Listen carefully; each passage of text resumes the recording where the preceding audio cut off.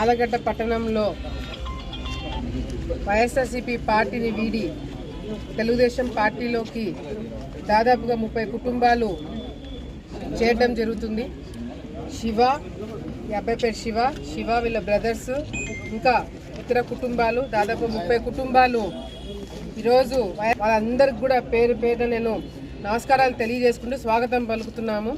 వీళ్ళేం కొత్త వాళ్ళేం కాదు, పాత వాళ్ళే. గతంలో ఈ కుటుంబాలని గతంలో శోభా నాగిరెడ్డి గారు, భూమా నాగిరెడ్డి గారు ఉన్నప్పుడు మేము అందరం కూడా కలవడం జరిగింది.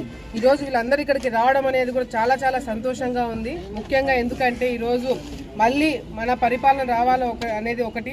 ఈ మన భూమా కుటుంబం నుంచి మళ్ళీ వీలైతేనే కరెక్ట్గా పరిపాలన చేయగలుగుతారు, ప్రజలకి న్యాయం చేయగలుగుతారు, కార్యకర్తలకు న్యాయం చేయగలుగుతారని చెప్పి ఈరోజు నా మీద నమ్మకంతో, పార్టీ మీద నమ్మకంతో ఇక్కడికి వచ్చిన వీళ్ళందరికీ కూడా నేను ధన్యవాదాలు తెలియజేసుకుంటున్నాను.